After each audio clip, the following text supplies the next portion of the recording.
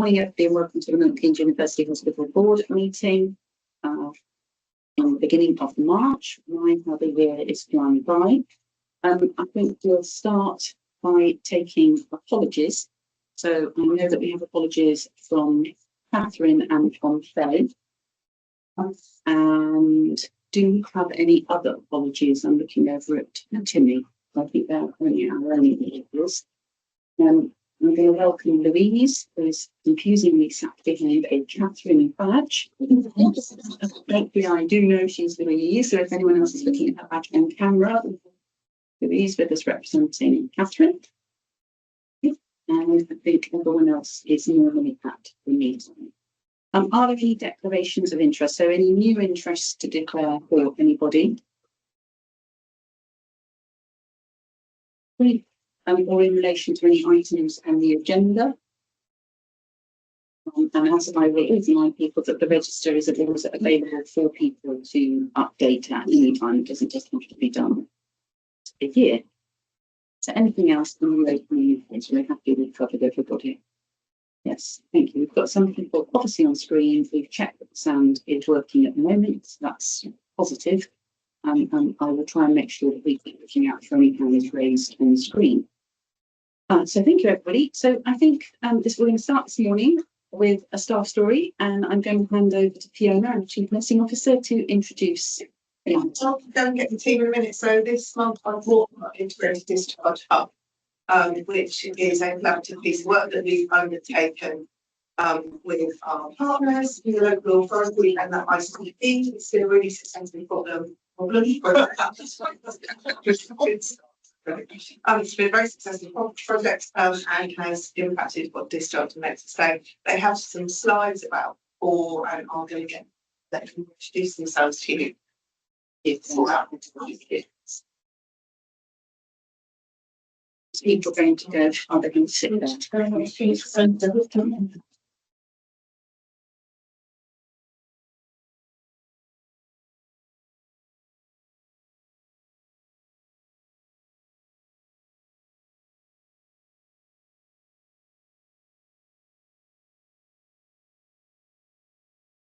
I'm just checking, is it you that's operating the slides? Yes. Yeah, lovely, thank you.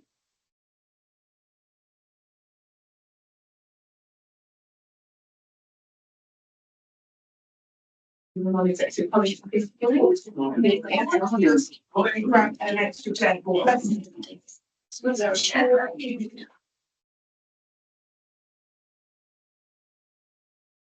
Morning. Welcome to you all. I think they're going to do a really super speedy job around the room. Piers, we're going to start with you, just so you know who you've got in the room in front of you. Welcome to board. Thank you very much for coming and giving your time. Really looking forward to it. I'm Piers. I have trouble saying. Hi, I'm Mark. I'm with the Monitors. Hello, Ian, Chief Medical Officer. Kelly Olayiwola, Trust Secretary. I'm Heidi, I'm the interim chair of the trust. Joe, Chief Exec. Hello. Kate, Deputy Corporate Services. Hi, Gary, I'm an MD. Darren, Non-Executive Director. I'm John, Chief Finance Officer. Good actually with the execs. Louise, Deputy Chief Officer. Registrar Non-Execs. Ellen, Chief Operating Officer. And then we have some members who are watching from online. So I'm not going to ask, because we can't see them and you're not therefore put a face to the name, I'm not going to ask them. But there is a mixture of members of the public and our other Ned who's on there, Hader Hussein. So I think I won't go any further than that in terms of those. You won't see them. So welcome to you. We'll hand over to you. Yeah, we'll slightly got there on the far screen there, so you might want to navigate something very good for this. Just to quickly introduce ourselves then. So my name is Jane Beagle and I'm the Integrated Discharge Hub lead. Hello, my name is Kerry Wright. I am the acting manager for the University. Good morning, everyone. My name is Kevin Forster. I'm the housing officer for the IDH. Hello, my name is Chris. I'm a third practitioner member of social certified. Right, lovely. We see what we're doing. Thank you. And right, So the integrated discharge hub was created as part of the MKD or improvement system framework. The COVID discharge guidance completely changed our perception on patient discharge and made us think about getting people out of hospital more quickly, and also looking at how we work better as health and social care together. What that did was improve patient experience, communication across services, reduce duplication, and also reduce length of stay. Feedback is obtained from citizens, Milton Keynes, and from frontline workers on what works well and what could be improved with patient discharge. This identified a lot of what we already knew, validated what we did need to do and why we needed to make that change. On the screen here, we've got those the main feedback and key reasons why we made the change. So the system was really complex to navigate.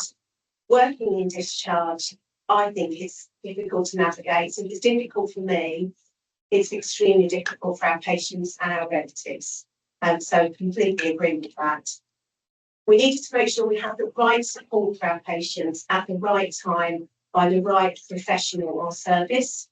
We needed to reduce our length of stay, not only to benefit the patients, but also to ensure that we have capacity within the hospital for our emergency admissions coming through.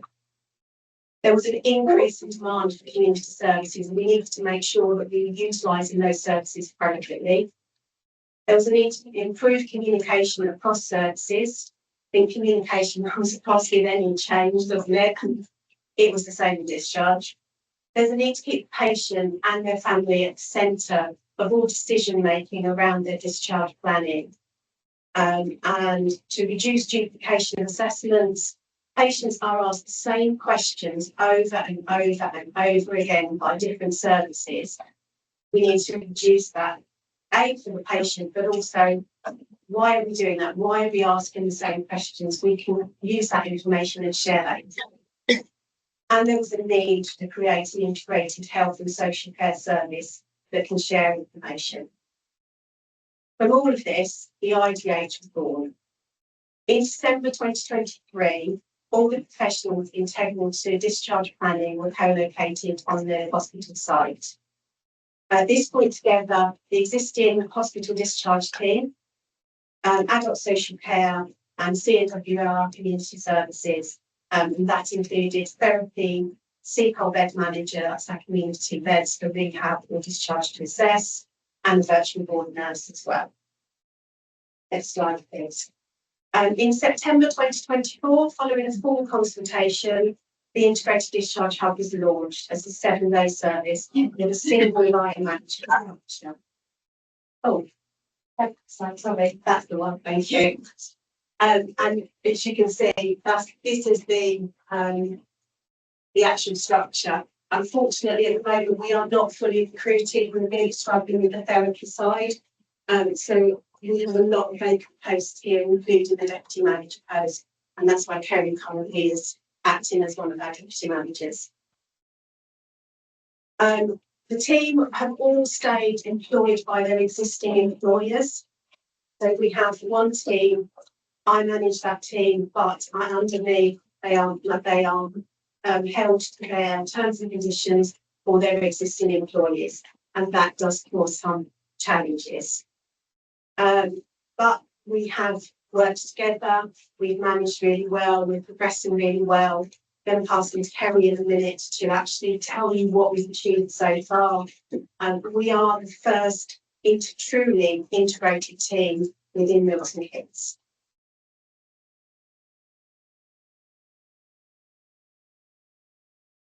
So thank you. So looking at our progress and our achievements so far, so we introduced a daily huddle because we were co-located in the office, and obviously people were drawn on Teams as well. And that's really to share from a safety aspect where the staffing is, about the capacity for each service, and also to give an idea of the hospital positions. Overall status, we are the escalation phase open, and really to focus on that day of where we need to support the hospital within the flow of discharges.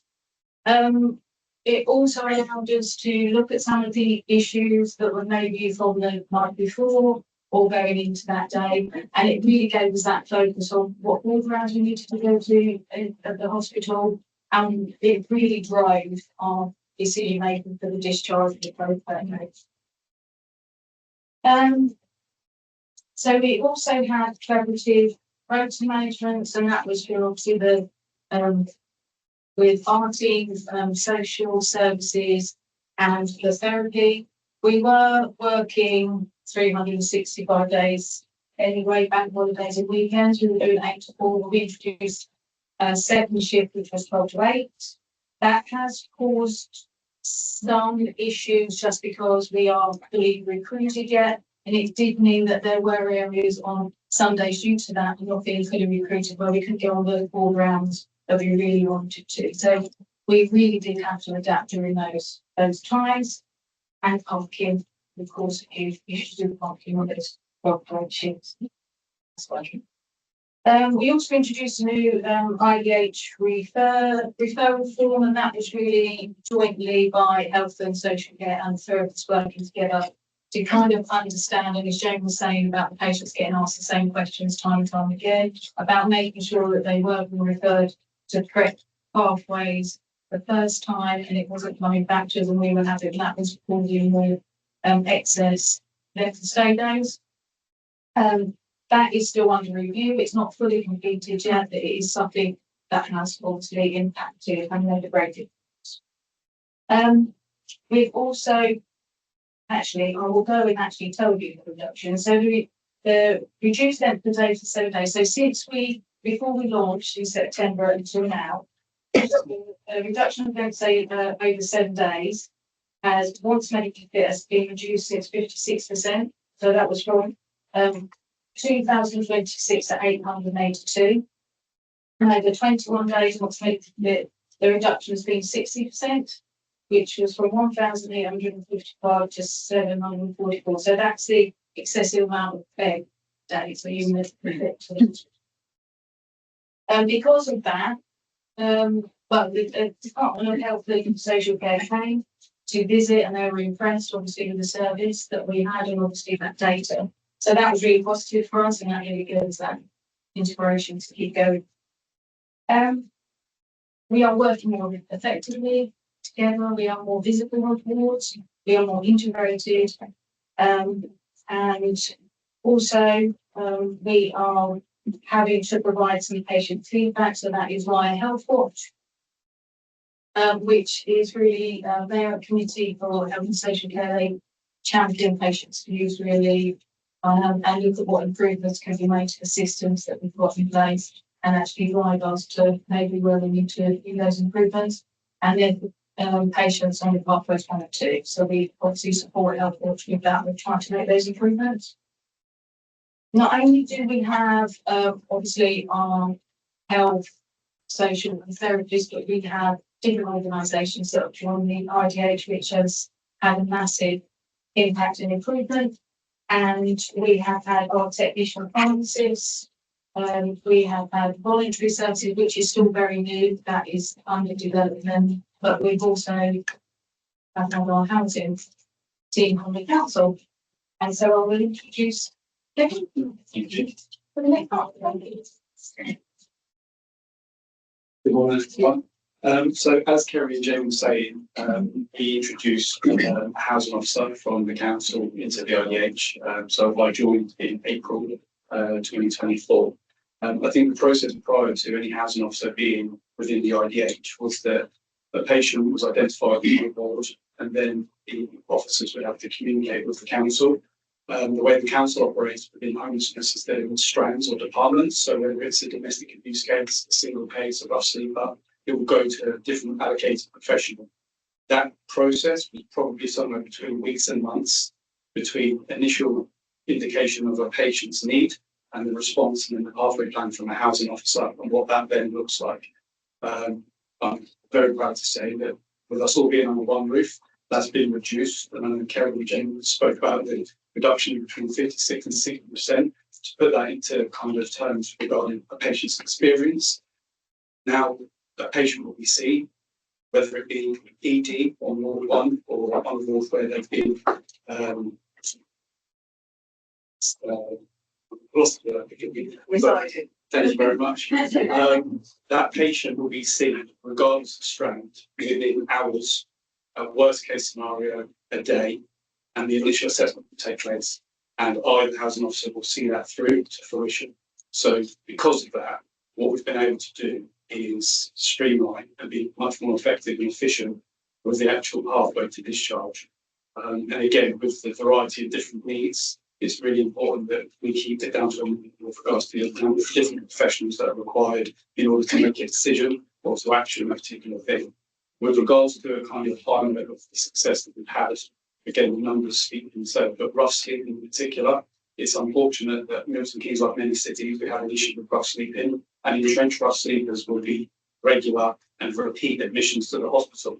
Although we can't have a proactive although the actual circumstance itself can only ever be reactive to, we have proactive processes in place so that because of that collaboration, whether it be with the rough sleeping team or those professionals who are in the IDH, we are now becoming familiar with the rough sleeping community and they in turn ourselves, and that is reducing significantly the length of stay for that particular strand.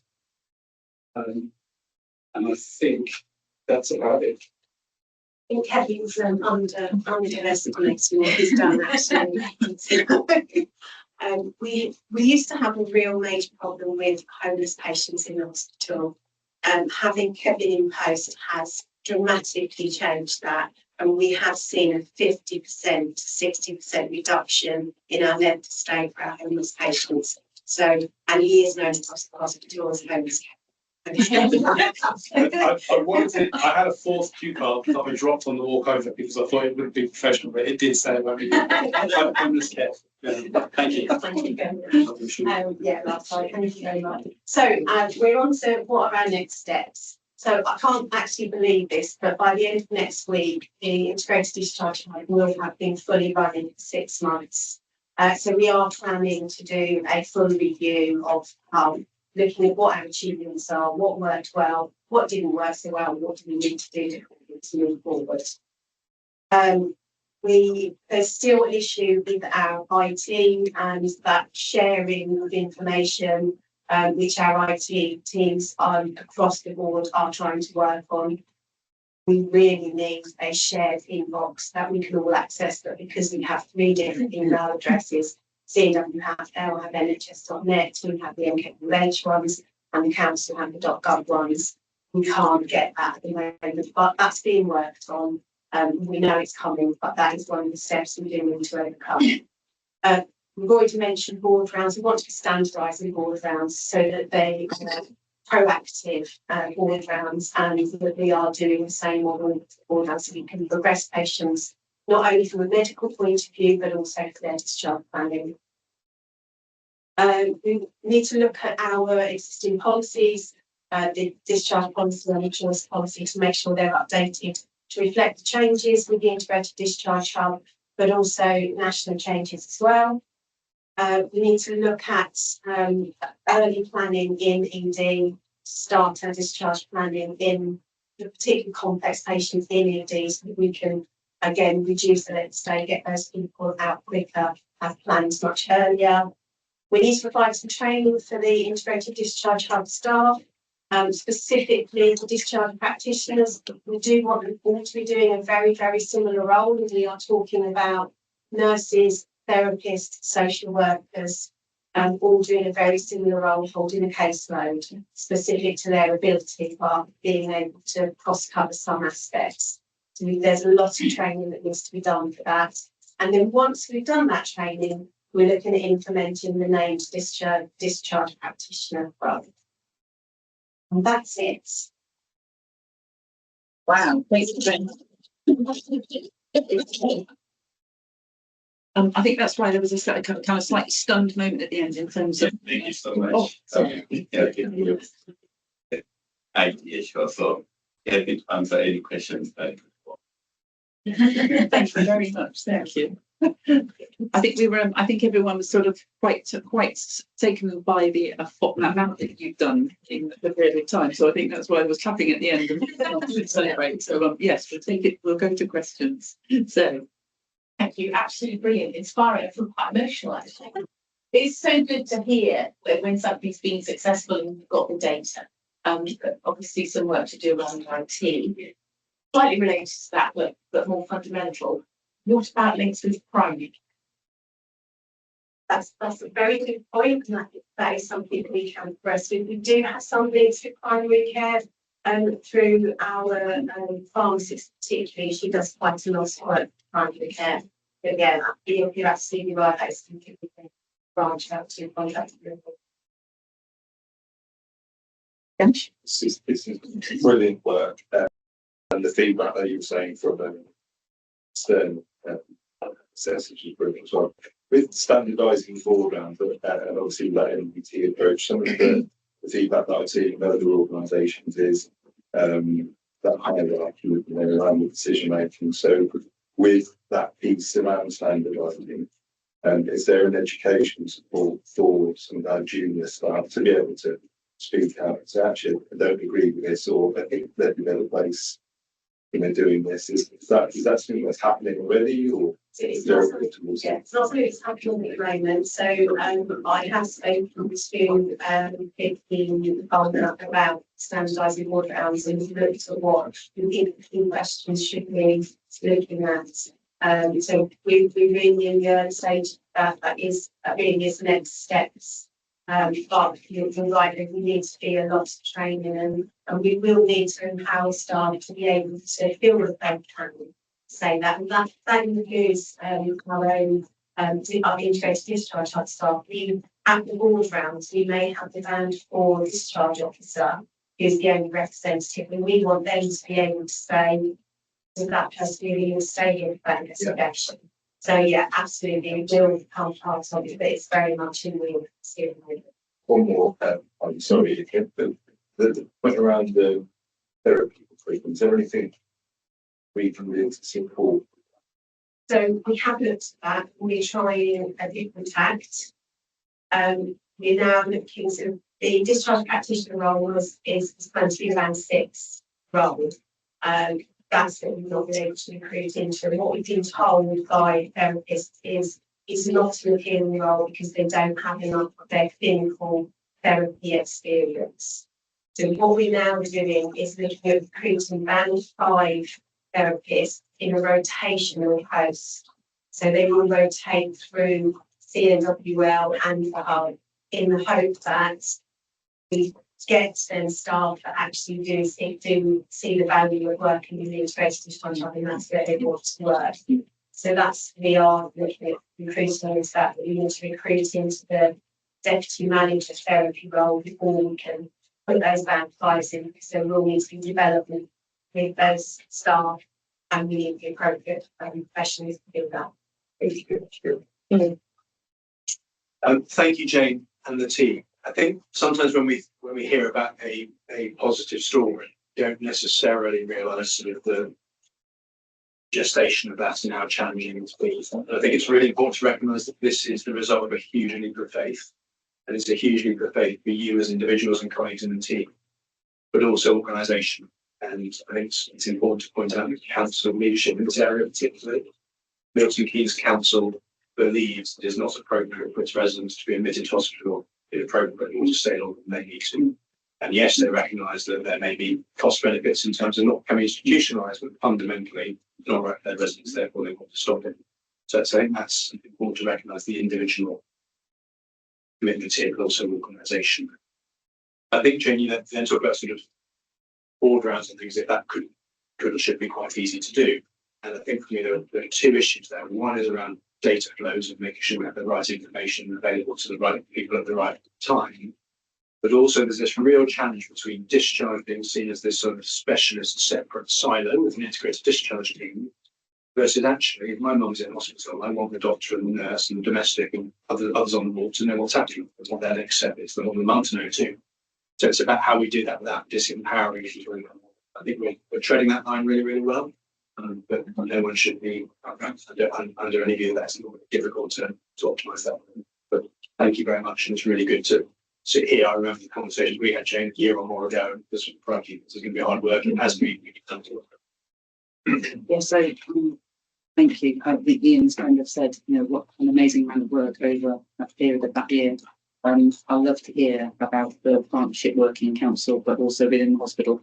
And I also like hearing about rotation, because I think that's sometimes quite important about breaking down boundaries, isn't it? And about people understanding what each side or team are trying to achieve.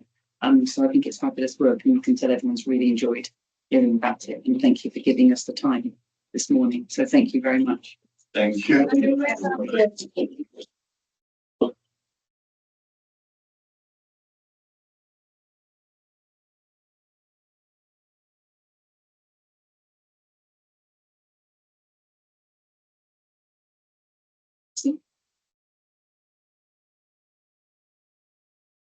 I'll wait for them to be.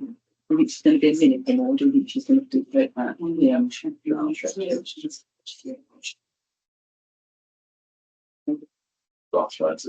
know. Yeah, gone for 5 minutes.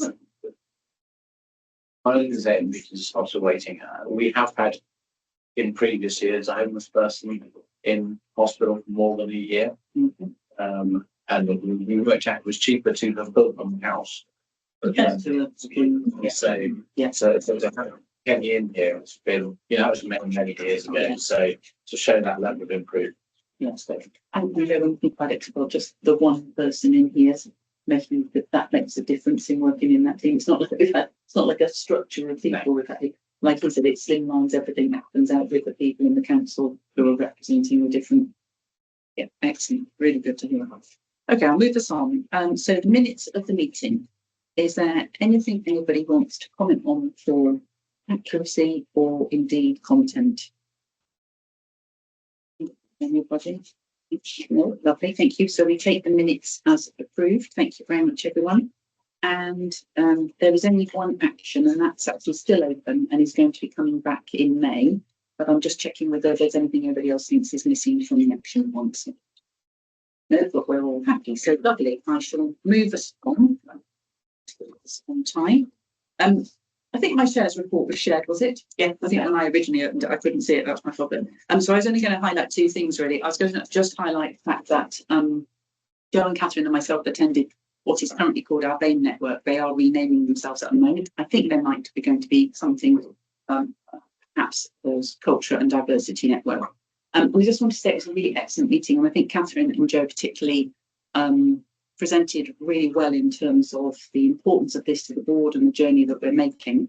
And we were sharing stories, and I was being asked very challenging questions by members of the committee about life outside of the NHS and in the NHS. And I hope we did that justice to that, for those questions. And but I thought was really positive for me. And I went away on Friday afternoon thinking, gosh, this is a very positive step. It was played back to us at the meeting by people like Caroline, but also Alice, who chairs the committee, was how positive people are thinking steps are happening. I won't say positivity, but people are saying they see the steps and change happening. And actually we are making progress, and we continue to make progress. And I took that away as certainly by no means that everything we want the hospital to be is in place, but that we are feeling back to ourselves as feedback. That people can see people that we're putting in systems in place, processes in place, but also developing the culture, more importantly, that makes people feel heard and operating in an equitable space. So it was a lovely meeting. I thought it was very positive. And just another highlight, so I went to the Speak Up conference this week at the ICB, and I wasn't quite sure kind of what, you know, I'm not guardian, I'm not effective, but obviously it's very important to us that the trust speaking up. So I wanted to go and listen to other people's experience and knowledge. And it was a really excellent meeting, and attended by members of the ICB board. And I think there's lots of learnings we can take from other people, but also share our experiences of making it a good space for people to come forward. And I think we know things such as people coming forward with named it matters rather than anonymously is growing, and that's a good thing for us. And there are places where people are not in that space and will all speak up issues of board anonymously. So I think again we're making progress. Essentially, Marty, but it's appointed a new people speak up these guardians. Our previous guardian, the guardian, Janice, left in last month, was involved in the interviews with the new guardian who hopefully started late. So they're the only two things I was going to highlight, and I'm happy to take any questions from anybody. So I just wondered, given the absence of freedom to speak up guardian at the moment, do any of us have a role in that space? Yes, that the reporting line of freedom to speak up is changing. I don't know, Jojo, whether you want to comment on this or.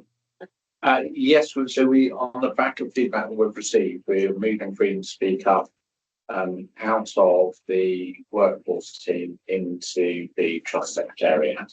So coming under the umbrella of Kate. And I think that's a positive move based on the same feedback that we've had. But I think the key for me is freedom to speak up. I think the guardian role has the ability to talk to the board, and whilst there is always due process to be done and followed, what we can't do and won't do is muzzle that freedom to speak up guardian. So if there's a need to talk to a member of the board, chair, non-executive, whoever, then absolutely. Yeah. And indeed, I think in interview, Kate, if I recall correctly, you asked what freedom to speak up guardian would do if they weren't able to get traction within the organisation itself. Yes, how it's going. But I think there is a conversation on the board around board members' roles in the freedom to speak up space around function. Because in some organisations that's part of the portfolio of some of the NEDs, just to add that extra layer of influence.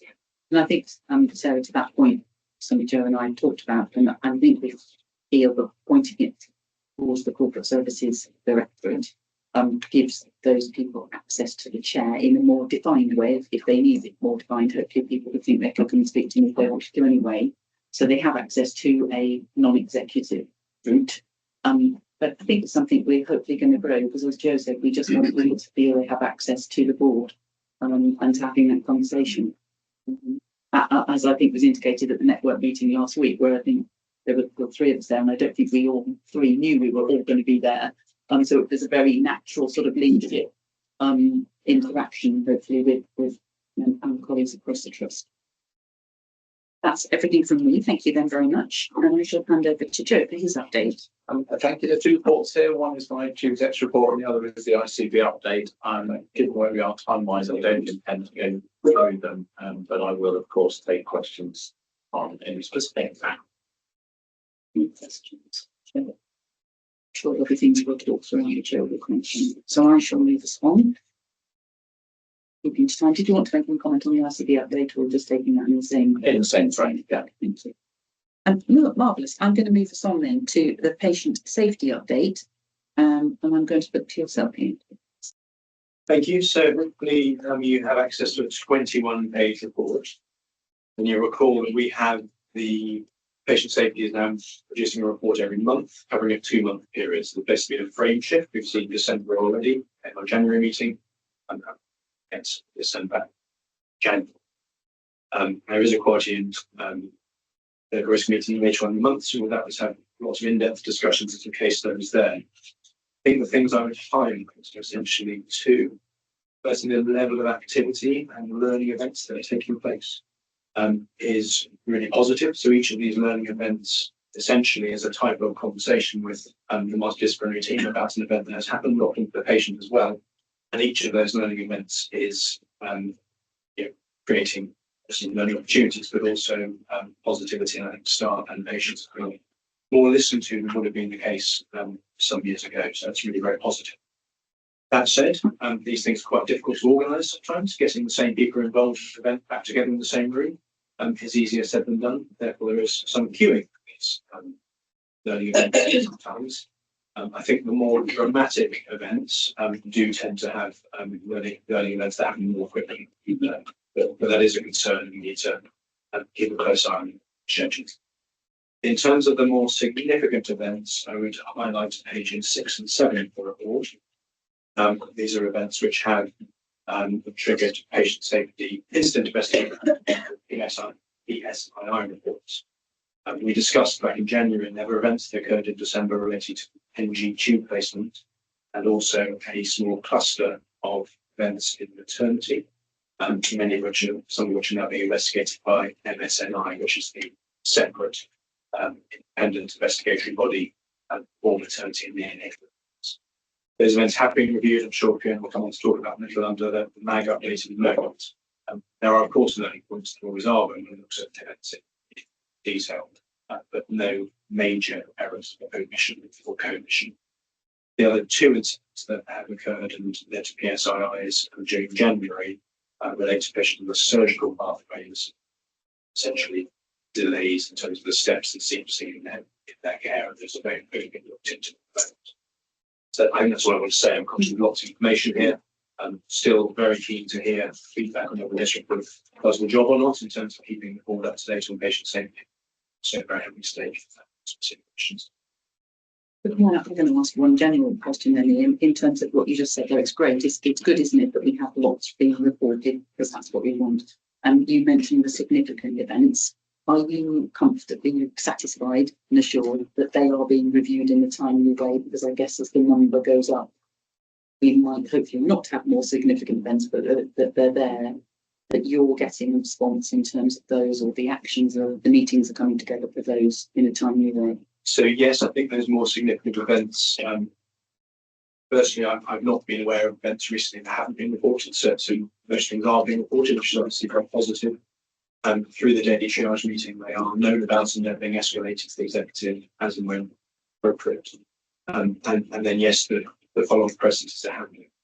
I think that the areas I'd have some concerns around about time, and these are the really complicated areas, and specifically that does include maternity, but because of the MNSI's involvement. So if the maternity neonatal safety group at the hosted by the CQC agrees that a case meets its criteria, then we're not really meant to do much in the way of local investigation. They take on the investigation, and that dynamic and then waiting for the decision, waiting for parental consent can be a challenge sometimes. So that's an anxiety we need to keep true of all of that. I'm not sure who was first. Sorry. Ian asked the question about who does the reporting work, and I think it's great, and I know it's still developing. The question is, at the back of my mind, is still, how do we know this system is leading to improvements in reporting? And I recollect we had a NEMA event that repeated itself, if you remember. And my memory's right anyway.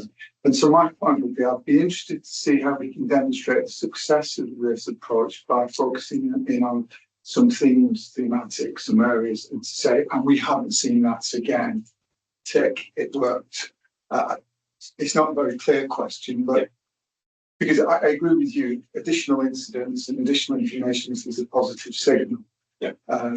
But how do we know whether this process is working? It obviously feels a massive improvement, but so I think there's certainly some truth in terms of the sort of significant sort of sensitive events such as NEMA events. We obviously need to keep a track on those over time, and we want to see less of them, and hopefully in time none of them. There's each year we have a number of themes of areas that we're particularly looking at and are interested in. Those themes will have improvement programs arranged around them. I think the question is, can each of these improvement programs each year, can they demonstrate that they've had a positive outcome? We're only half a year into it, so there is a question coming up in the next month or so about the 3 or 4 themes we had this year. What can we demonstrate in terms of improvement? We're going to carry on with those themes next year. We have new themes based on the incident of information. So that's sort of an end of the year. So. Yes. Yeah, thank you. A few things. I think, it's really good system of daily triage and the weekly at local level. You can see all that together. And I guess one of the things we need to track is how many incidents are behind our timeline. Because, it's still 8 or 9 months into this, so you can get this up. But if we can see in a chance that number of sort of outstanding investigations come down, that'd be evidence that everyone's more for the system. That'd be So agreed with the caveat that most of the timelines are internally set. Yeah, There's no national expectations. So if that's another measure. Agreed. And then I had a follow-up on maternity, and I don't know whether it's now or in the next item. But with small cluster residents, I don't have a sense of with 300 to 400 births a month, and that is the normal kind of level of serious but potentially we want to investigate whether you think that's a blip. Really don't want to prejudge the investigation, but what's the context that we should be noting? So I don't think there are any particular similarities or crossover between the events. Historically, we would probably see between typically 0 and 2 incidents in maternity per month. And so clearly 5 or 6 is a higher number, but it's like a numerical bit.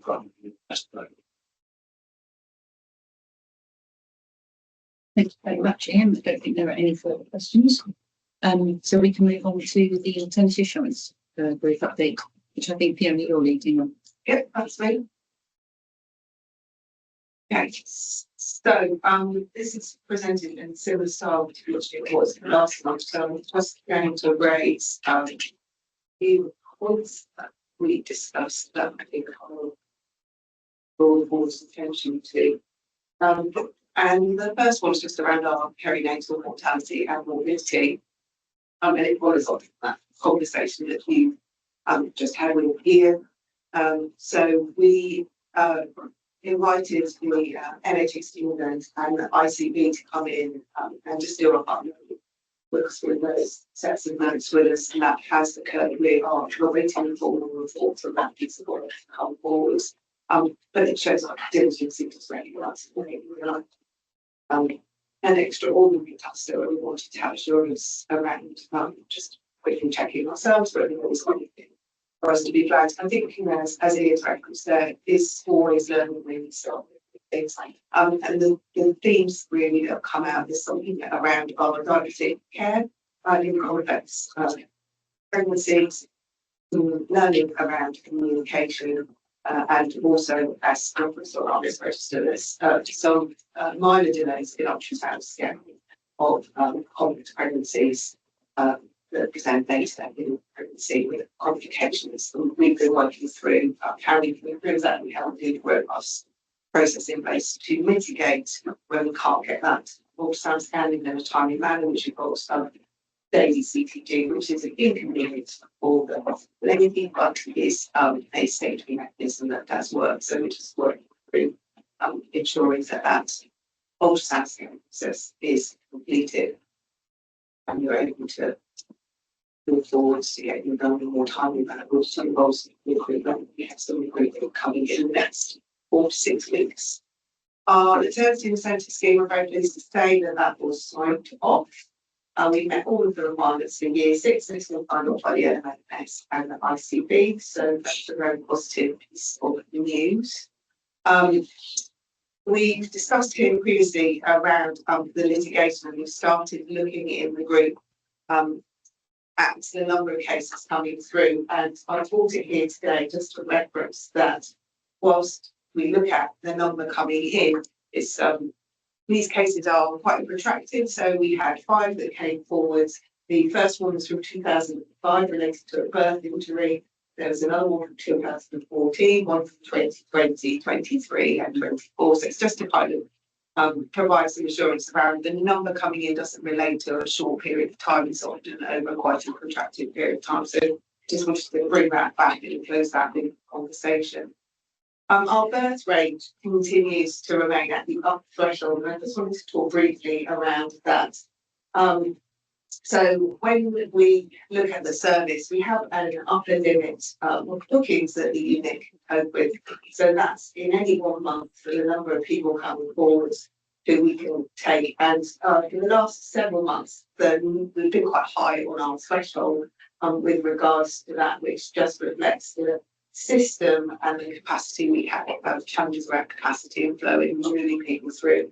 Things that impact on that are also the high number of out of area bookings that we get. So we still take quite a few people coming from Bedford and other areas choose to come and birth here, so they have their pre-delivery care elsewhere but choose to come and birth here, and that creates a better variety of impacts on that level. So we have some discussions around that, just to raise that in particular.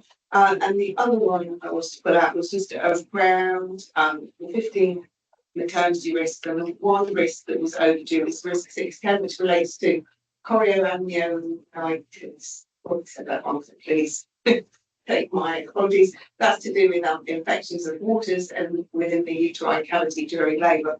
And the reason why that was awaiting update is that it's been a change in national guidance, and we just updated our policy, and once we've achieved that, that will no longer be overdue. Other than that, there was anything that I was going to flag in specifically on this statement. So I just make an overall comment. I've had several people say to me this morning, the last couple of days, what a fantastic sheet that is in terms of, and so I'd like to thank you for presenting a lot. There's a lot of stuff we know in terms of the maternity insurance group, presenting it so clearly, Fiona, because I think it's really helped people understand the information. Certainly when Ed was saying to me, they thought that was a really positive support for them to understand what's happening. Trying to put dialogue behind all of them, only the ones where I think it's helpful, but it's actually not effective. Just my understanding, in the very first sentence, stillbirth rate of 9.4, 9.4 percentage, 1,000 per. What's 9.4? That's a good question. I am okay, that thank you on that too. I think it's That's numbers. Sorry. What do they have other questions? Thank you. I thought it was really good, Fiona, and thank you for being so open about some of the issues that are happening in maternity. One of the really good news is that I chair the maternity insurance group, as you know, about the moves plans, because some of the work previously has shown, for example, patients who go to the pregnancy assessment unit are currently housed near the latest stage, so they can get babies, and it's not ideal. But you've done something about that, so I think that's something. Yes. Yeah, we have some plans. Been working with John and his team around some of the wider moves in the organisation, and our early pregnancy units going to move down into the space, which will create a much more useful space for us to bring those ladies in. It isn't a great experience to be in with a suspected or having a miscarriage. To be able to hit babies is quite difficult and challenging. So that's really positive news. And the space is particularly good as well. So I was going to say that probably gives a benefit to what we know is we have lots of stuff, can't we? I won't call it clutter, but I've just said clutter anyway. But it helps those things as well, doesn't it, in terms of how we function in those areas. So that's really good. Yeah. I get I've been related to some of the content in the Ian's paper as well. With our severely preterm babies care where they have transferred to tertiary space, so we have that confidence that our handover to skills and things out there. I look, it's been some really units where they've had some really good feedback about the babies that have been transferred. We've got to nice their care. yeah, so just having, I think it's really positive that since October we haven't had any. There was a quality improvement programme that was put in place that recognised we'd had a number that were transferred across. So it's a real positive that that's happened. So not having had any since October, I can't kind of comment. But this is no verse in the wrong place. Sorry, I'm on the wrong data. You're frowning at me. So That's just his resting.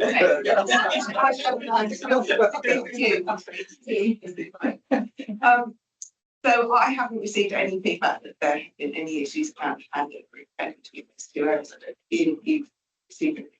No. This is a simple answer, and I'll stop. Completely different. Thank you. Any other questions for you?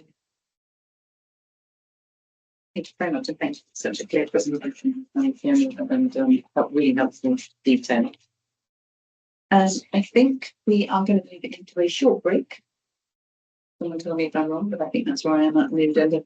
So we will be back at just, I'm going to say 1 minute to 11, because I now know what, but for those that don't have that on time, I've got the minute. So 1 minute to 11 will be, thank you. Everyone have a break.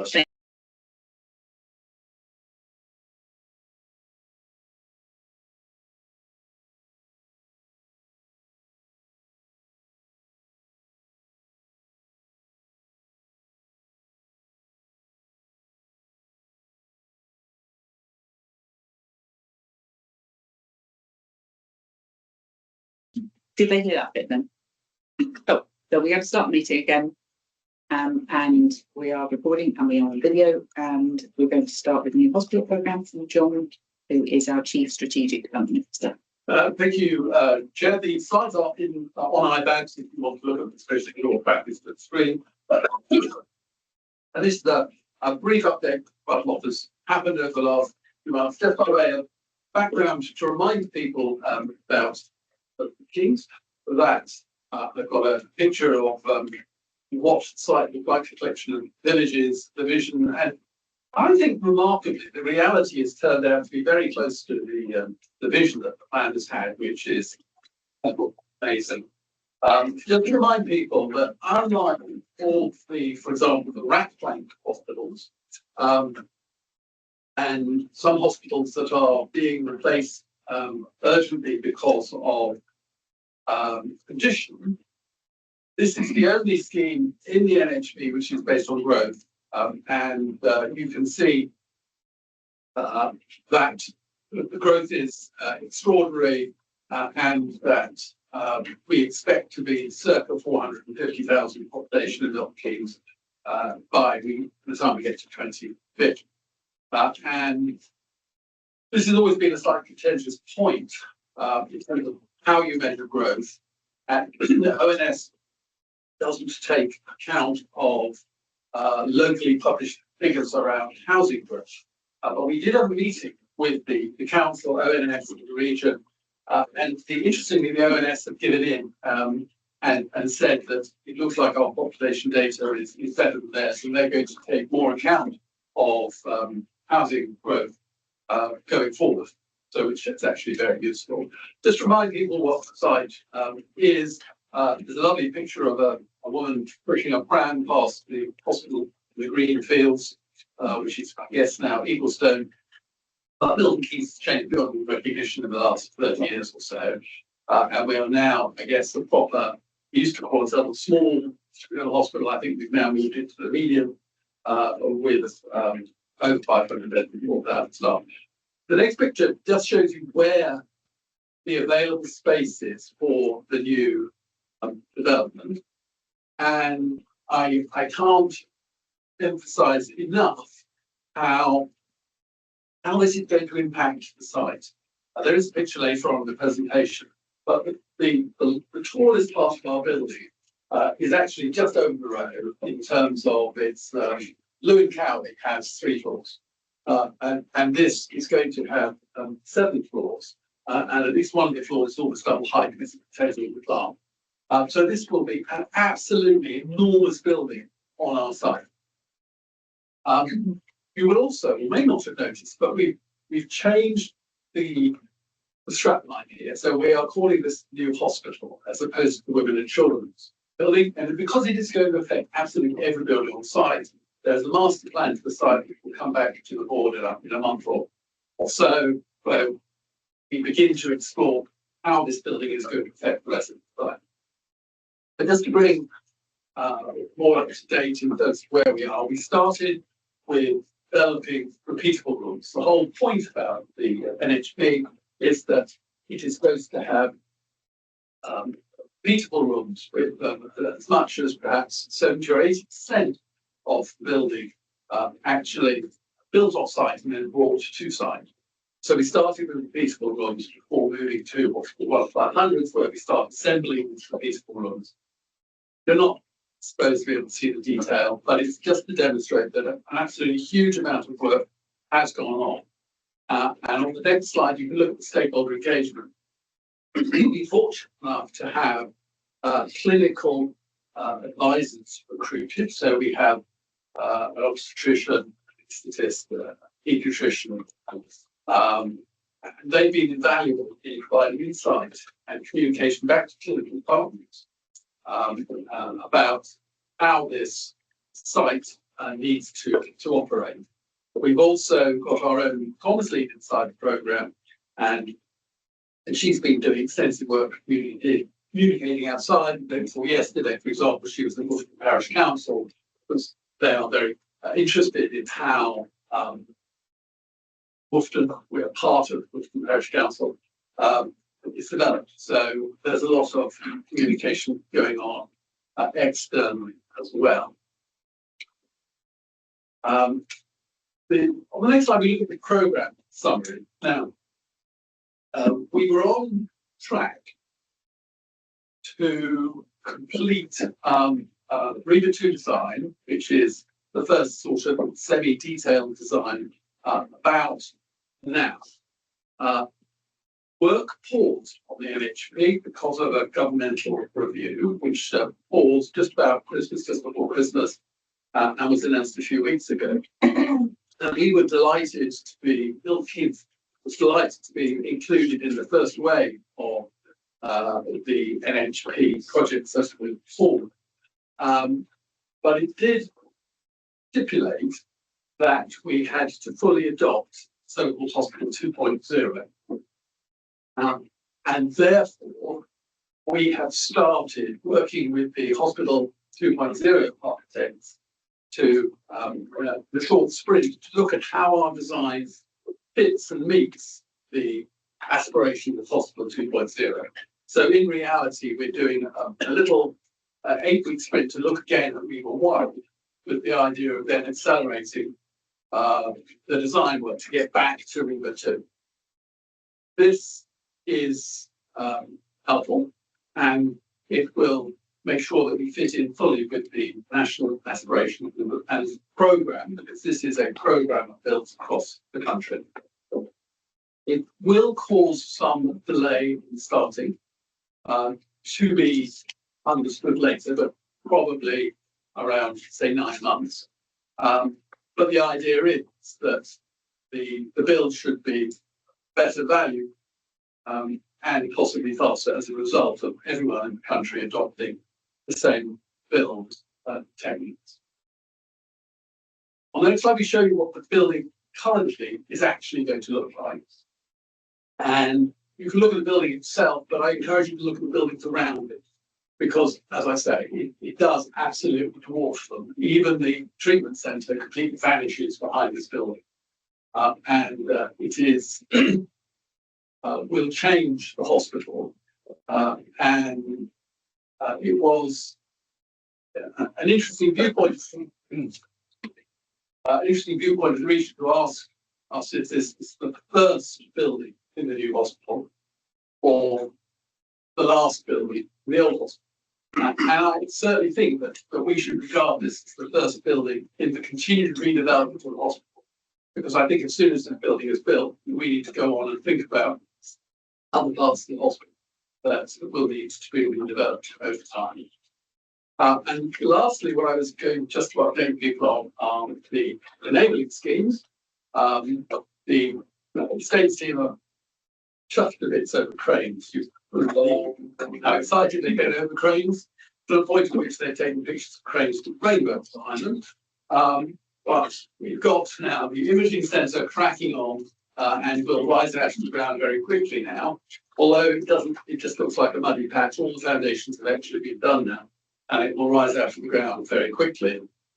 And the other one is the multi-storey car park, which, if you ever walk around the back, looks almost complete. It's due to open in June. Took the planners around it yesterday because planning is very difficult these days, particularly over things like drainage. And we had to go through with them our plans for attenuation tanks to hold rainwater so that it feeds back in to the drainage system, even though this is just a car park built on a tarmac strip, which had all these drainage issues before we started building. But nonetheless, we have to go through this process. And also there are some substation planning issues which we are working through with them. Because one of the conditions of the car park was that we install 53, I think, new electric vehicle chargers, which requires a substantial substation and all capacity inside. So that's coming, but we're still on plan to deliver this car park in June this year, which will be a welcome relief for everyone. And lastly, the building that is absolutely leaping out of the ground, which is the Oak Wars, which is not formally part of the NHP, but I certainly view it as an enabling project to keep the number of beds on site going, and that is coming out of the ground. It's just outside my office every time I look out at the, well, it's Joe's office, I go in and look through because he has the better view, but it is coming out of the ground very fast, and I think there is a planned talking out ceremony that is planned in a few weeks' time as it gets to the very top of the building, and I'm happy to stop there and answer questions. Thank you very much, John. Sarah. Thank you, John. I really like that way of presenting. I love all the pictures and the story around it. As a visual person, that was really good. Just a quick question. The clinical advisors, are they all internal? Yes. I was just wondering how we're going to make sure that we consider all the necessary clinical interdependencies, because there's lots to learn from other places that have been through these processes, because there's always things that you don't think about, and I worry that if people haven't had the experience, you might just focus on get a bit siloed. So they're there to interpret the guidance that is coming down from the central NHP team, which is fully involved, for example, the Royal Colleges, and modernisation of it is a huge part of the NHP programme, and they give us literally hundreds of documents of what they consider to be best practice advice. They are very frustrated because every site they go to tells them how special they are, and that they are an exception to every other country. And they are working through this, but are trying to produce some standardisation, certainly for Rathbone Hospital, where they will, if you like, enforce modernisation by the design of the building.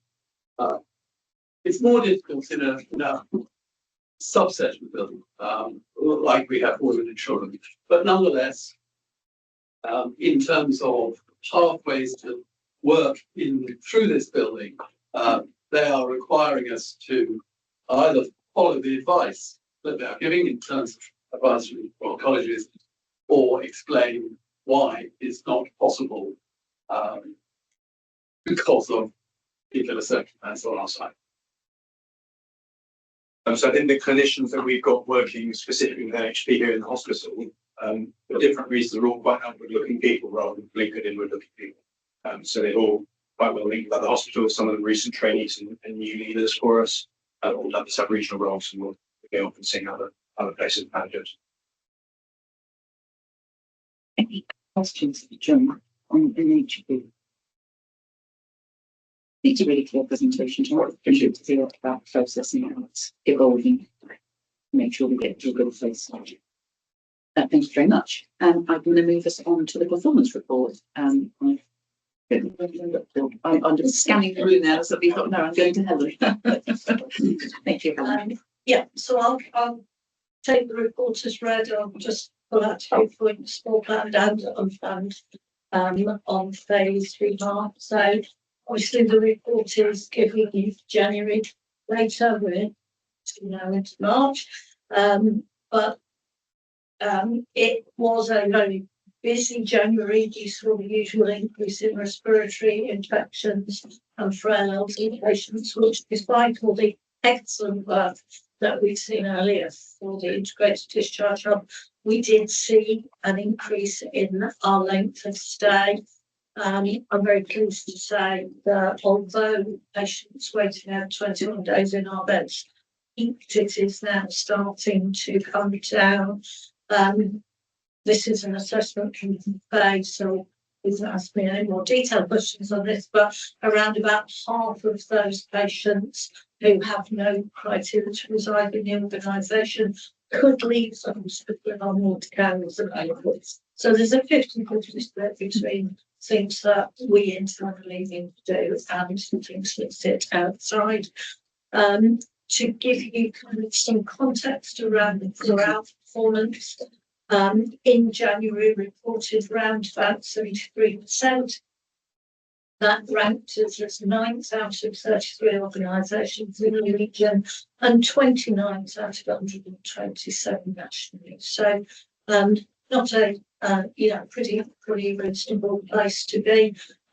They also wanted me to just make the board aware that as we start to come out of winter, we are already focusing on plans for next year and what next winter might look like. We've a pretty strong urgent emergency care flow steering group set up, which has key 3 areas and focus: admission of wounds, our internal processes, and distribution events.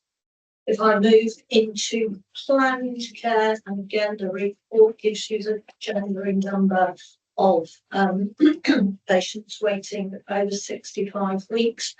As of this week, we've actually reported that has come down. We're now into double figures. I'm pleased to say, although these last patients are proving particularly difficult to get over the line, but we have reported 96 patients still over 65 weeks. And of those, at least a third are now patient choice. So patients choosing to wait, or patients are not quite patient choice, but patients are unfit and therefore we are having to delay them. A third relate to capacity, and a further third are very complex pathways. So we are moving that cohort, and we're currently forecasting that by the end of March we will have less than 20 in that cohort, with again about a third of that 20 being patient choice, wanting to wait until after Easter, or in some cases after Ramadan. So we're nearly there, but just working to get those last few over the line, and believe me, an awful lot of effort going to those last few very patients. And then of course we will start to move our focus into the new rules and the new plan government already working through looks like. So future reports after this one will have a very different.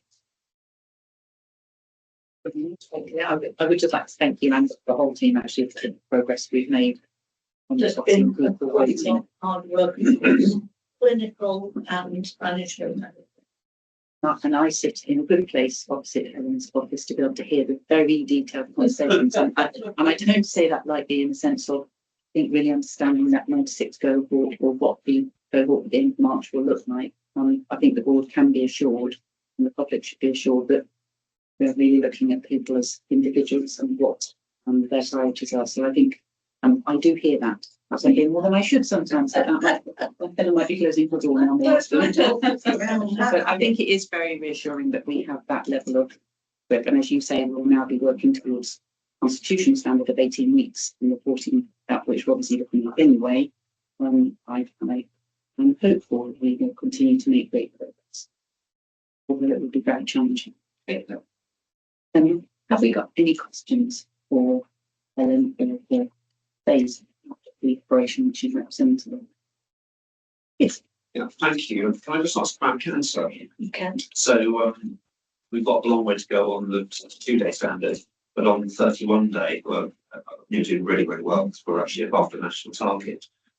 So does that mean that the first pathway, which is the referral into the hospital from GP, is the one that shows some external factors that are meaning that we're not doing so well on that first bit of it? No, the 62-day is from the point of referral in, so it doesn't start with us. But the other standard that we report, and is the key really to move people along rapidly, is the 28-day past diagnosis.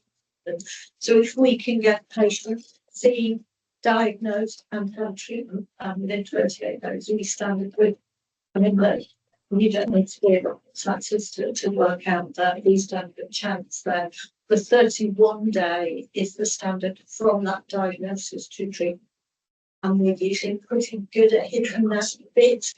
So when you put the two together, if we struggle with the first one, that's about access to CT, but it's about our pathways as well, and we're doing a lot of work. You might hear us refer to something called straight test.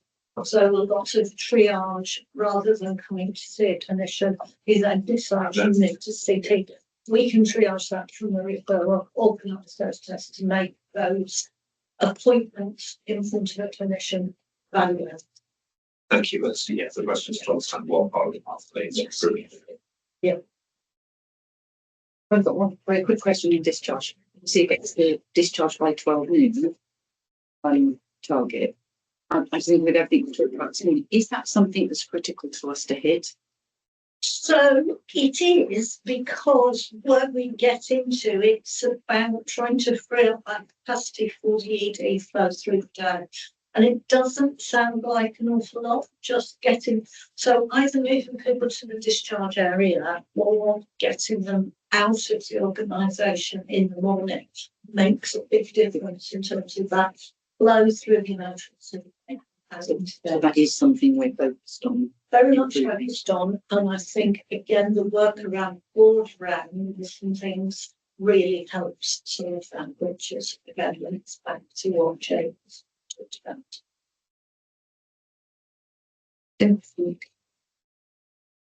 Questions on Susan? Yeah, thank you very much, Helen. Thank you.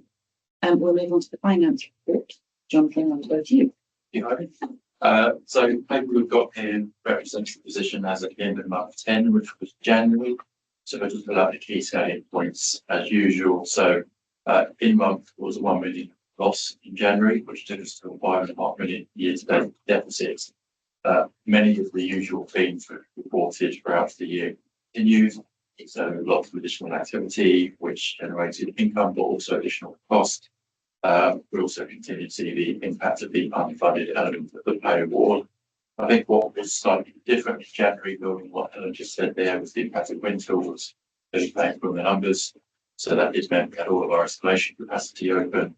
We did lose some plan activity, lots of staff sickness. So that was why the run rates worsened that which we've seen in previous months. We talked about the last pick around our forecast positions to where we expect to end up at the end of the year. And once we haven't got month 11 months here today, we do show improvements from month 10. So the route to a very good position through improvements in the actual run rate and some non-recurring interventions remains true. So we continue to forecast a break even for the financial year. Obviously not disguising the underlying issues which we have as we go into 25-26. So I'll pause there. We'll talk much more about finances about each end of today. Questions? I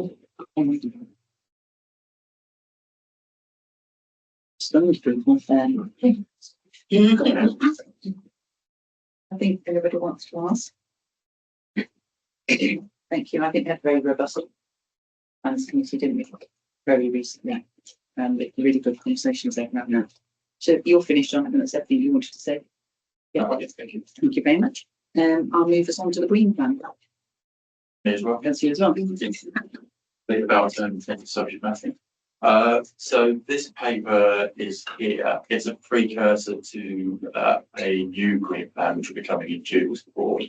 But what this paper sets out is the progress against our current and previous green plan, also the process we intend to go through to develop that successor plan. So to remind people, the board has previously committed to achieving net zero year by 2030.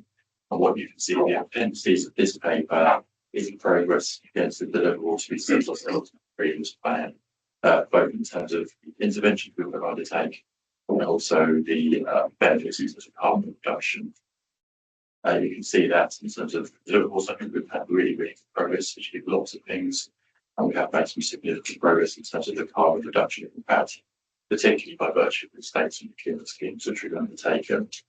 I think it's probably fair to say it's been a twin speed approach. There's lots of quite granular schemes, bottom up, like moving plastics across the organisation, things of that nature. And then you've got big ticket state schemes where we've been decarbonising, replacing the winters and the like, which have achieved significant benefits. So I think we're in a good place in terms of our existing plans as we go into the next stage.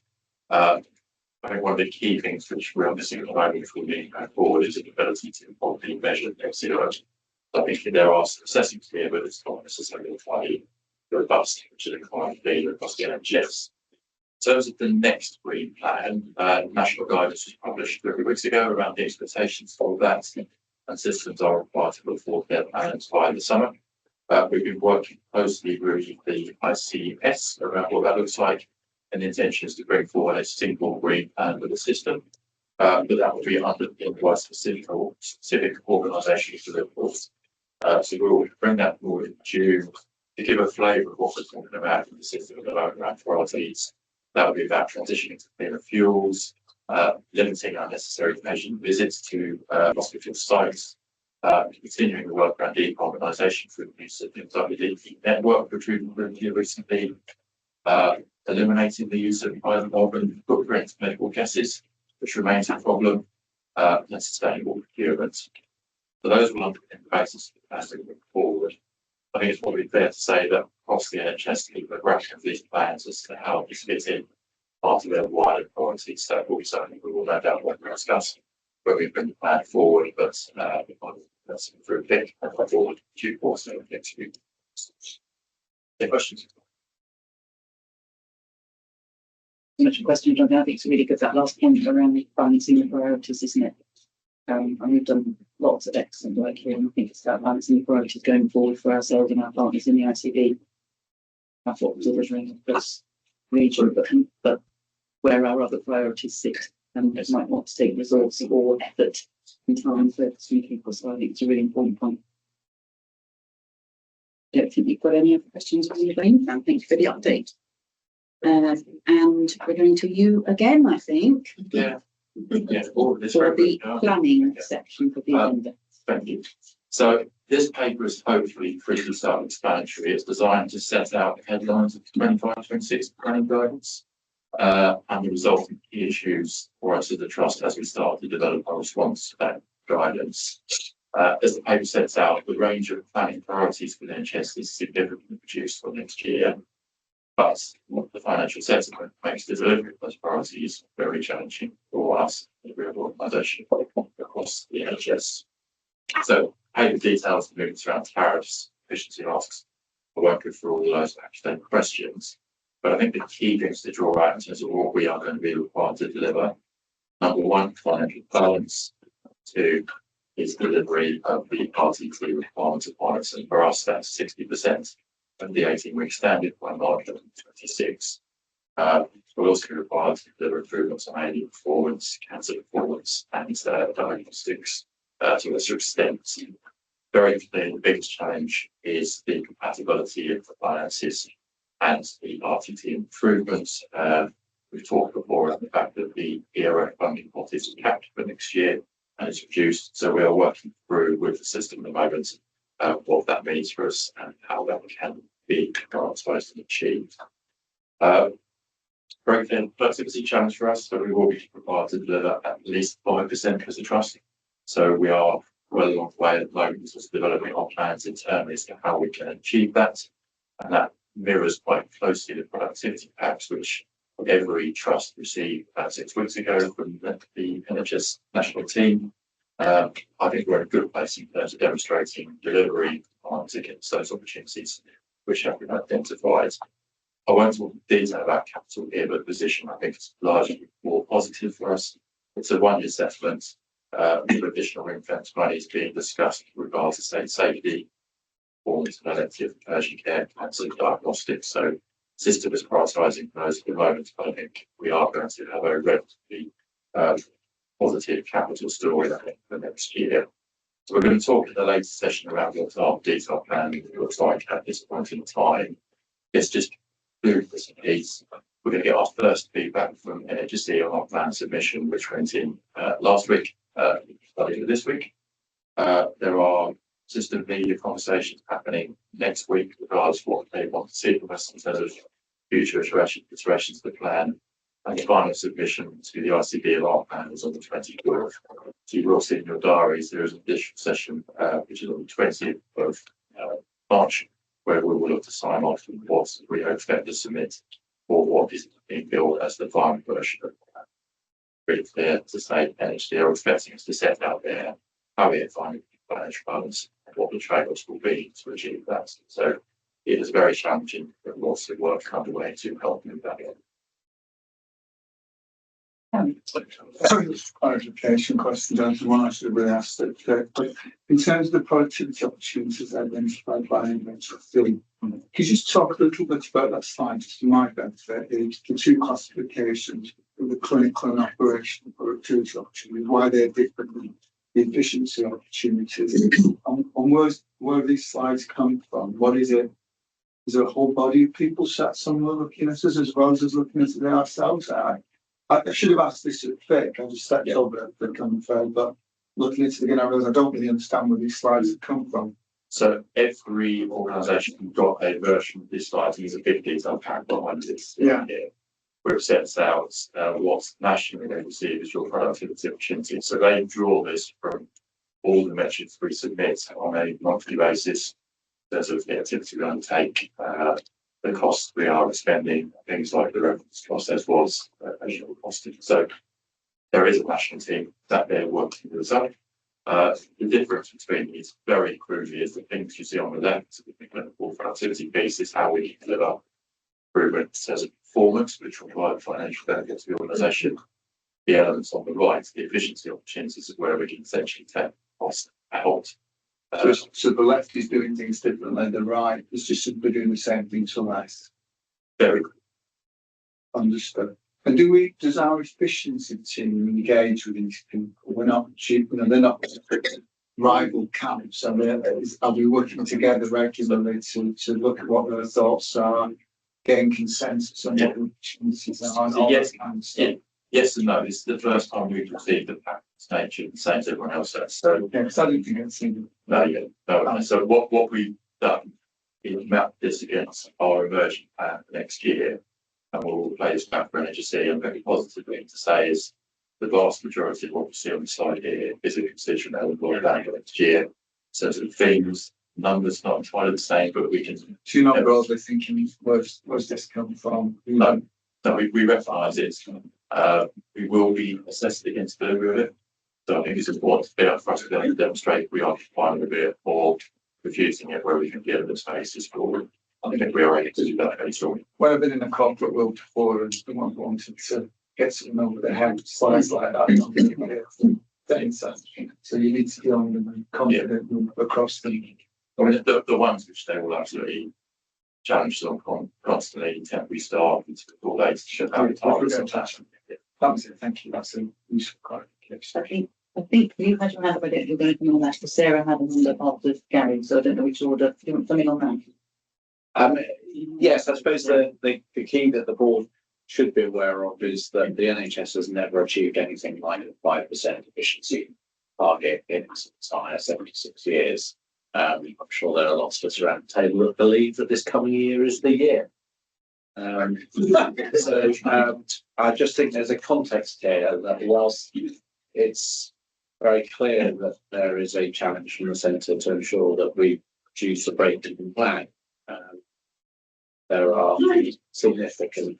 The other point as well is I assume these are full-year benefits, and we're now in March. You'd have to have all your plans in place and working to deliver that, or else you would just have the numbers at best.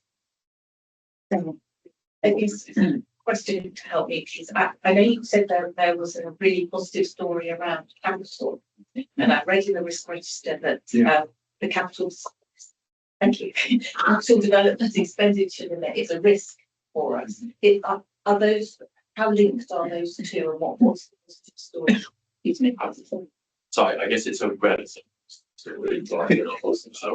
I think because it's a 1-year settlement, I think we will have the capital resources we need for next year to deliver our priorities.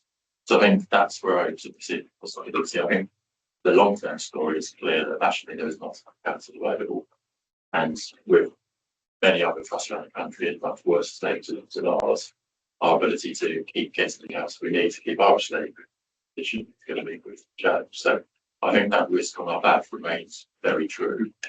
I think the relevant weight of it, 25, 26, maybe slightly less than currently.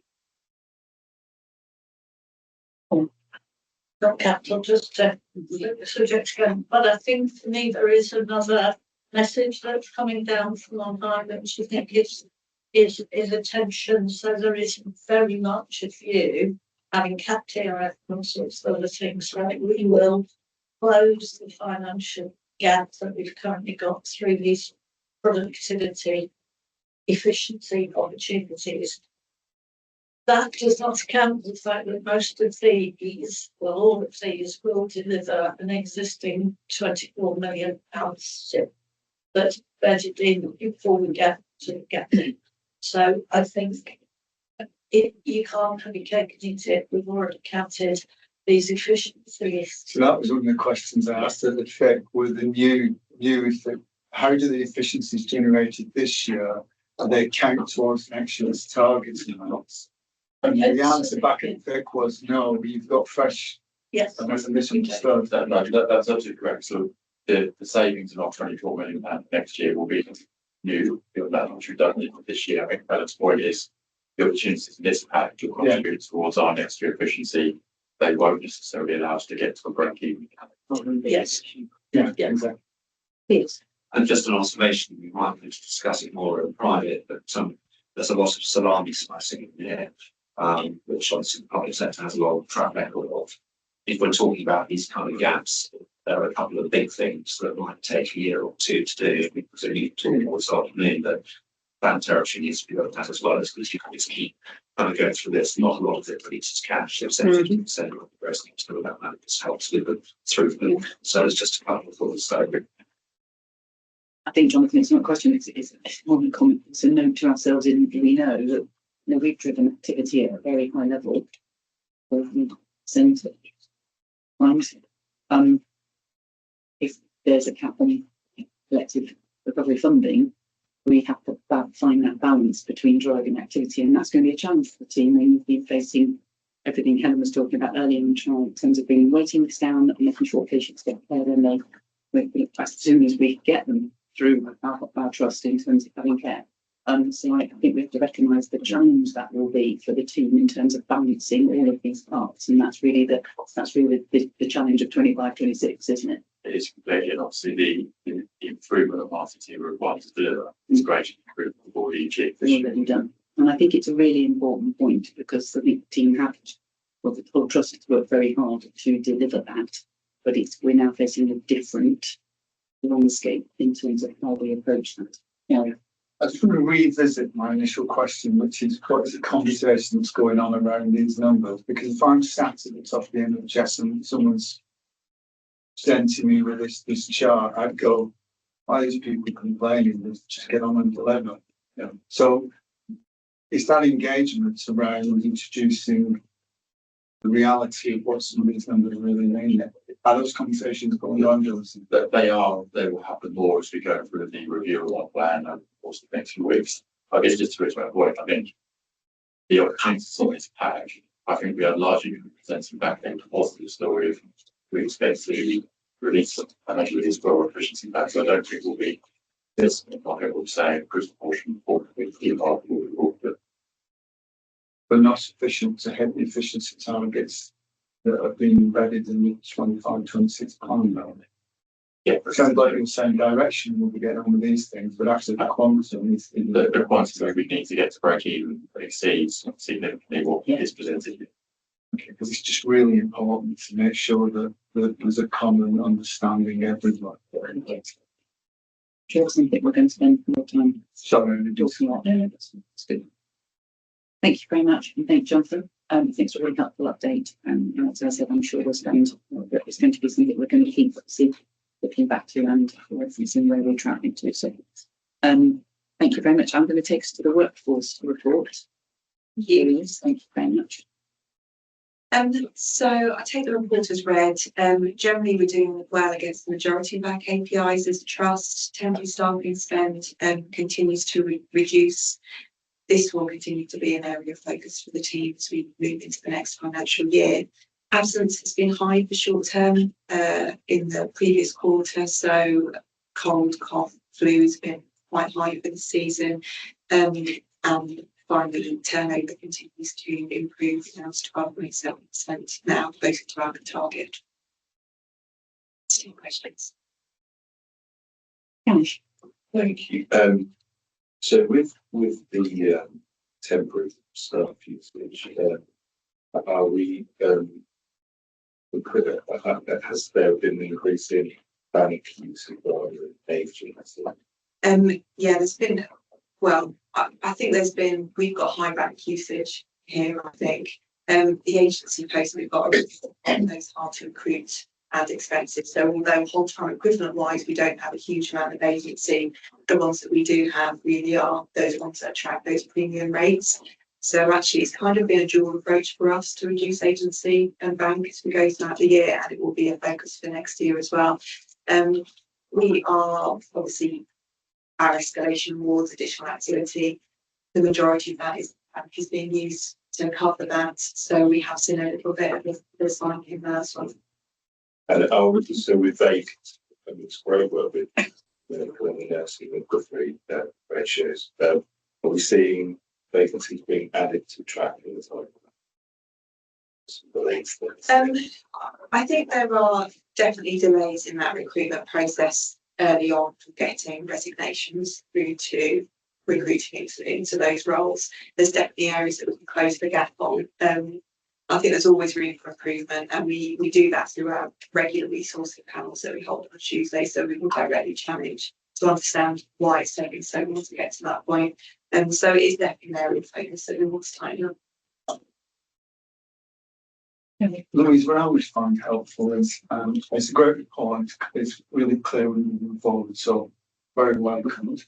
What I would quite like to see is in relation to any of the recruitments that are having an indirect impact on flow and some of the challenges that Helen's got, that zoom in on like 2 roles that we really need to get in place, or whatever it is, whether it's physiotherapists, radiologists, whatever it is, rather than the broad picture.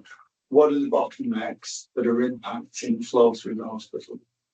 I think we do spend some time at workforce with people in the culture committee as we are now in any, but talking about some specific, we don't think that always do a bottom report to the board. That's all. These are the 3 roles that we're the next business. This is where we are. Dentists. So. Any other questions for the reads? Thank you very much. That's very clear.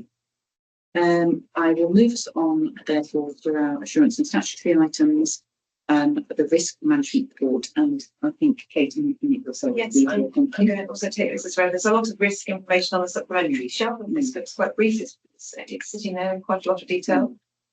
So the corporate risk register, just about that overview report, shows movements in sort of general housekeeping on the large ledger, which is the significant risk register, and just describes that movement in the way that you would expect. So any questions?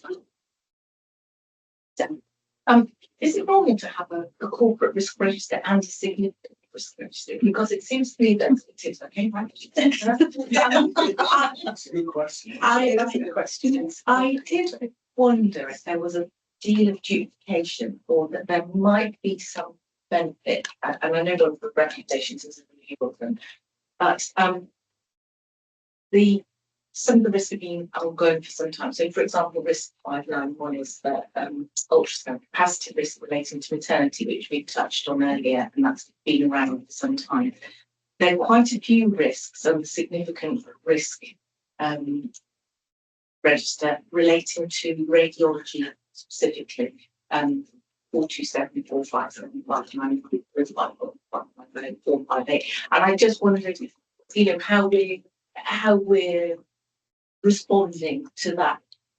So just on the corporate versus significant. So this has been a conversation we've had over a number of years, and various different times our auditors make recommendations that may be slightly different. So some years they might say you should corporate risk register and significant risk register. Other years they say you should those should happen. So we've moved in and out of the cycle of having 2. The difference between them is the blood scoring mechanism, 50 and above you're on a significant risk register. A corporate one might be multiple risks that are low level across the knowledge put together combined to them a serious ones.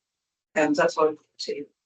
So no, I'll take the operational why there are so many in relation to diabetes.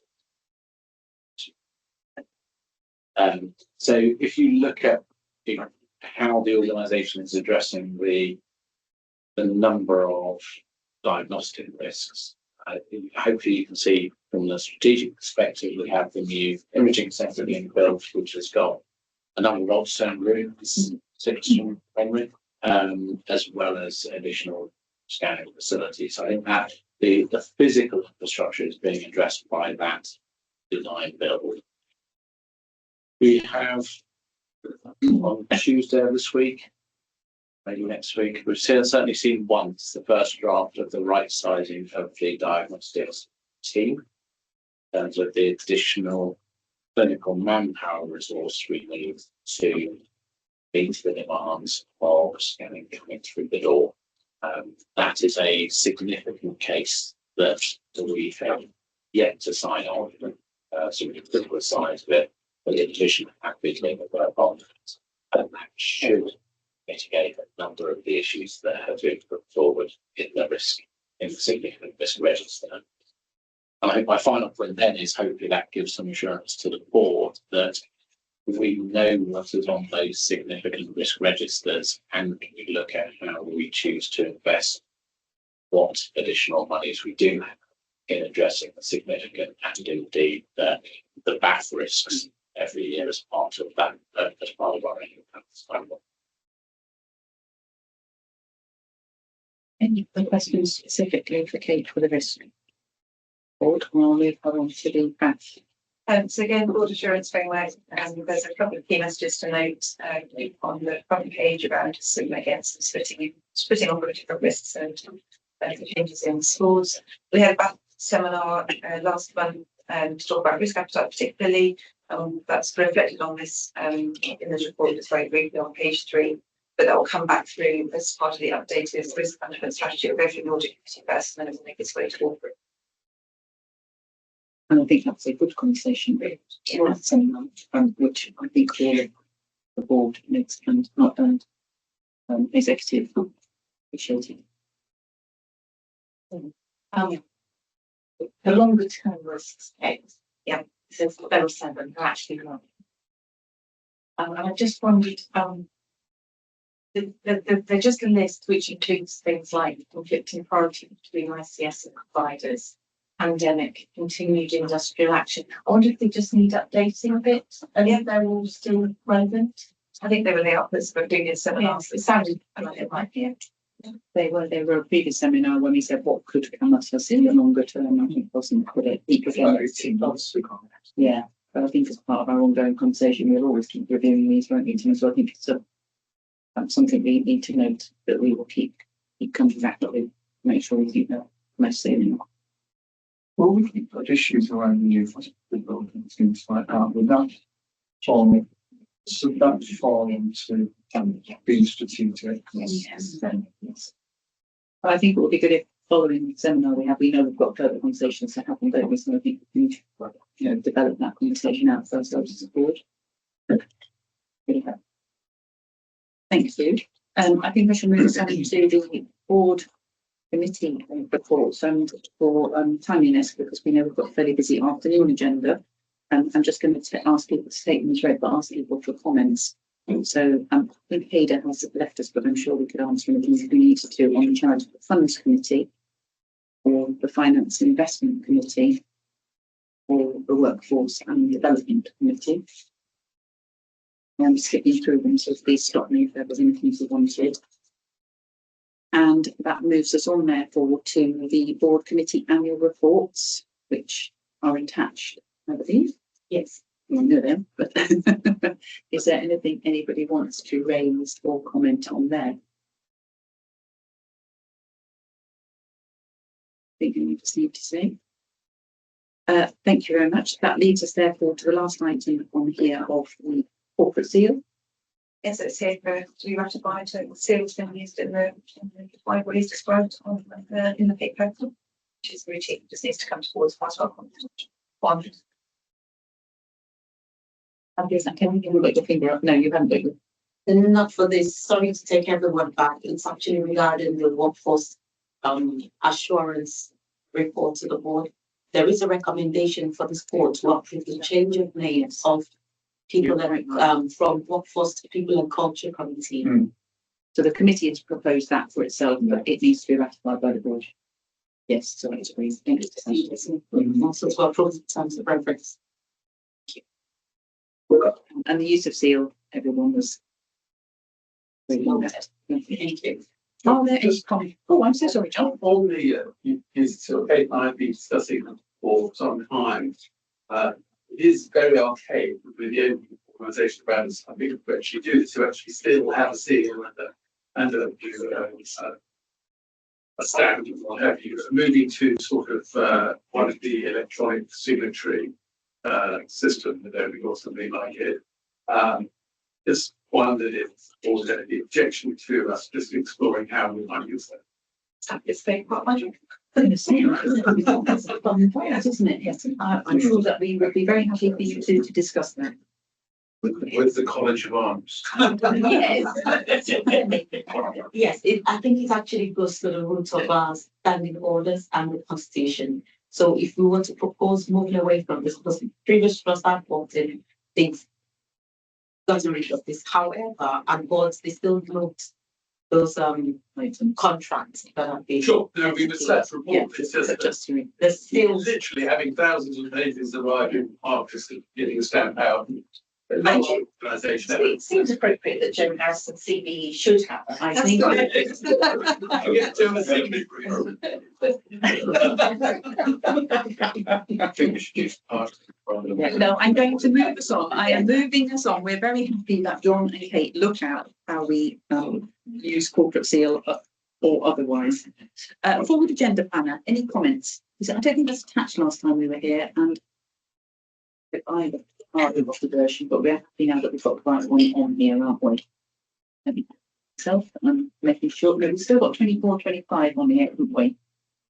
So I think we need to be loading up 25, 26. But we're not really forward.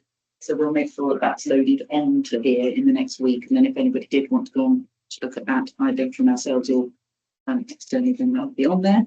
And questions from members of the public. That's also a thing I have noted down. we actually had one question from public, and that's been explained. Lovely. So I don't need to do anything with that here. We're not, that's been dealt with. Yeah, lovely, thank you. Yeah.